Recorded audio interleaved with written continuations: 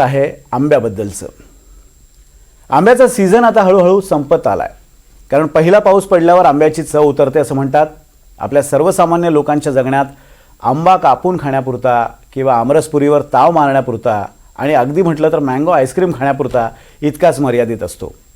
पण हा पिवळा धम्मक आणि रसरशीत आंबा कोकणच्या अर्थव्यवस्थेमधला एक महत्त्वाचा घटक आहे।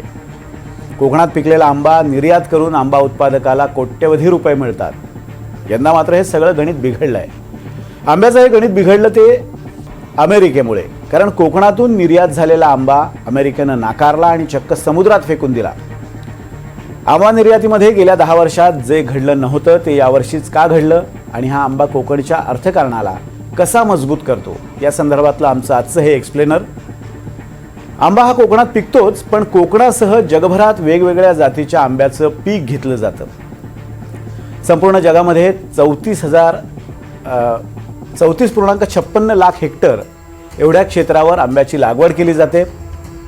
जगभरात सुमारे 125 देशांमध्ये हा आंबा पिकतो। आंब्याच्या लागवडीपैकी जवळपास 58.31% इतकं क्षेत्र हे भारतात आहे। देशामध्ये सगळ्यात जास्त आंबा उत्पादन कुठल्या राज्यात होतं तर त्याचं उत्तर आहे उत्तर प्रदेश। मात्र आंबा निर्यातीच्या बाबतीत बोलायचं झालं तर त्यामध्ये पहिला नंबर लागतो तो महाराष्ट्राचा। म्हणजे जरी उत्तर प्रदेशात अधिकाधिक उत्पादन होत असलं तरी सुद्धा निर्यातीच्या बाबतीत महाराष्ट्र अग्रेसर आहे। महाराष्ट्रातल्या रसाळ आंब्यामुळे जगभरात त्याला मागणी आहे। भारतातून निर्यात होणाऱ्या आंब्यामध्ये महाराष्ट्राचा तब्बल 80% इतका घसघशीत वाटा आहे। महाराष्ट्रात जवळपास 4 ते 5 लाख हेक्टर इतक्या प्रचंड क्षेत्रावर आंब्याची लागवड केली जाते। यामध्ये प्रामुख्यानं हापूसचा समावेश असून कोकणातल्या हापूस आंब्याचा हंगाम हा मार्चमध्ये सुरू होतो, तर निर्यातीचा हंगाम मात्र एप्रिलच्या पहिल्या किंवा दुसऱ्या आठवड्यापासून सुरू होतो आणि तो मे अखेरपर्यंत चालू राहतो। केशर आंब्याचा हंगाम मात्र मे महिन्यापासून जूनपर्यंत सुरू असतो।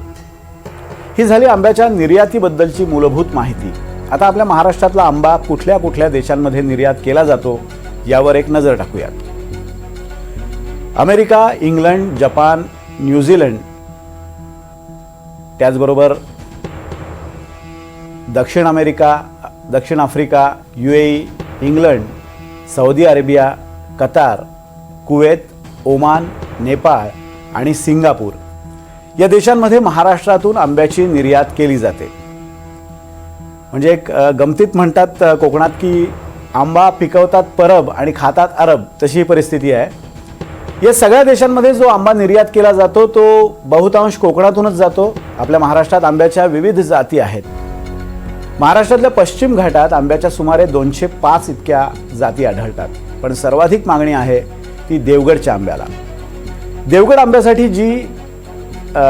आंब्याचं वैशिष्ट्य म्हणजे त्याला GI टॅग म्हणजे भौगोलिक मानांकन मिळवणारं महाराष्ट्र हे एकमेव राज्य आहे। महाराष्ट्रातल्या सगळ्यात प्रसिद्ध आंबा म्हणजे हापूस, त्याचं इंग्रजी नाव आहे अल्फान्सो।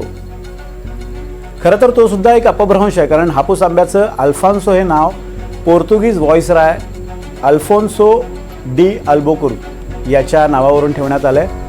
पोर्तुगीजांमध्ये आंबा हा लोकप्रिय होता। खरं तर आंबा हा मूळचा ब्राझीलचा, पण तो पोर्तुगीजांनी भारतात आणला।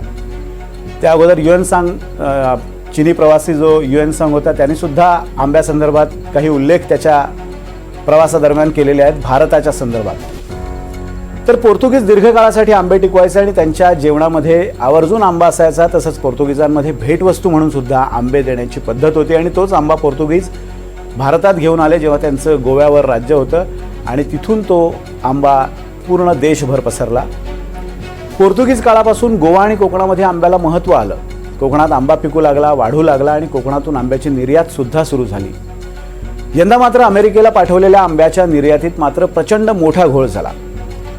अमेरिकेत पाठवलेल्या आंब्याबद्दल नेमकं काय घडलं ते आता सविस्तर जाणून घेऊयात।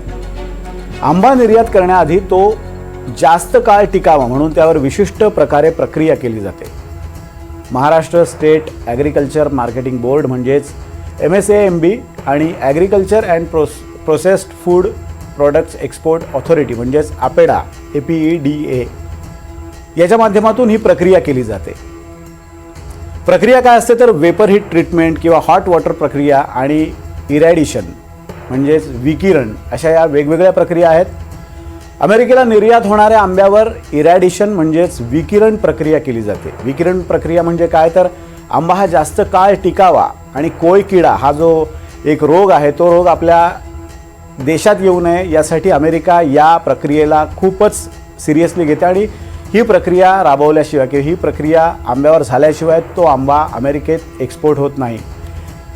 विशिष्ट प्रकारची किरणं त्याचा मारा आंब्यावर केला जातो या प्रक्रियेअंतर्गत आणि आंब्यावर प्रक्रिया करणारी ही विकिरण केंद्र आपल्या नवी मुंबईच्या वाशीमध्ये आहेत. या केंद्रामध्ये 8 मे आणि 9 मे दरम्यान काही मेट्रिक टन आंब्यावर विकिरण प्रक्रिया करण्यात आली.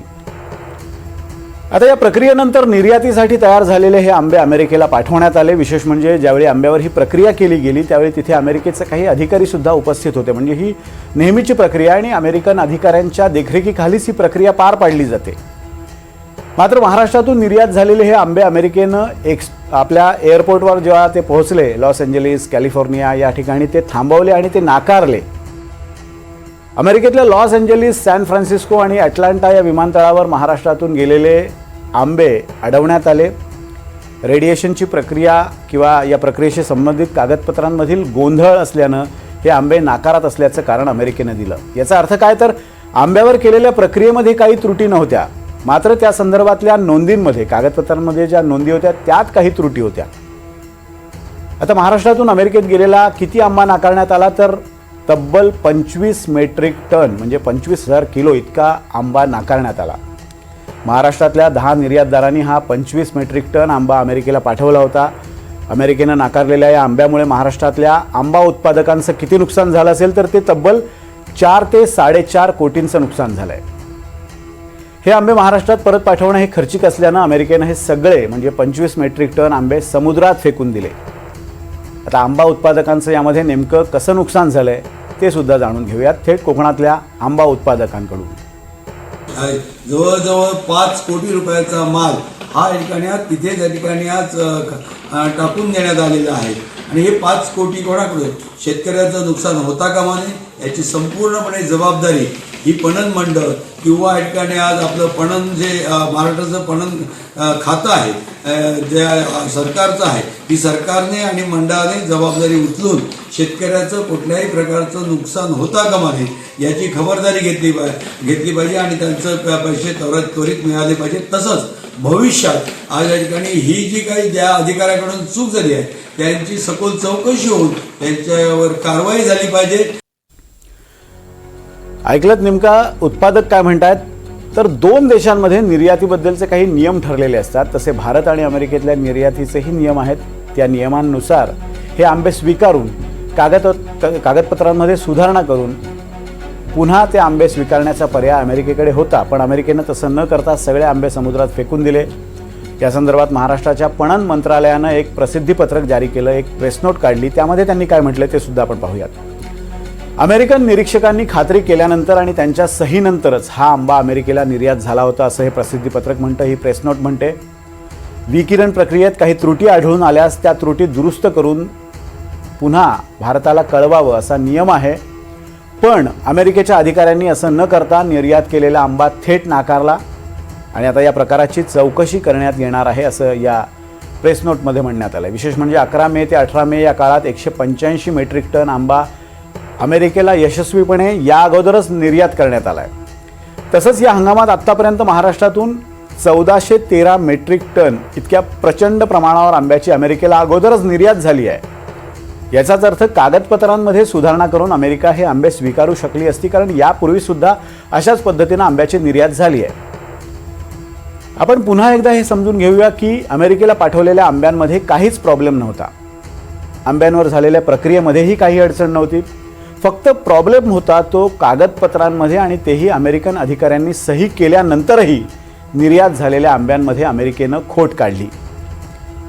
तुम्हाला माहिती आहे का, आपल्या बाजारात जे आंबे आपल्याला मिळतात त्यापेक्षाही निर्यात होणारा आंबा हा अत्यंत रसाळ, वजनदार, दर्जेदार आणि उत्तम चवीचा असा असतो.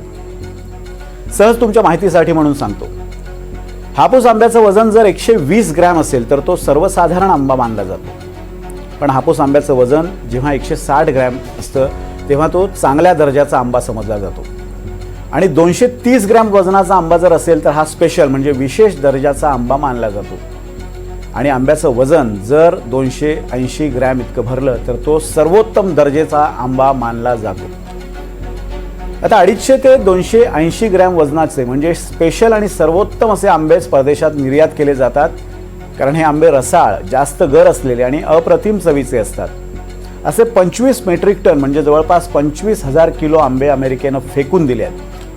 आपण घरी आणतो ती आंब्याची पेटी, तेव्हा त्यातला एक जरी आंबा खराब निघाला तरी तो टाकून देताना आपला जीव हळहळतो.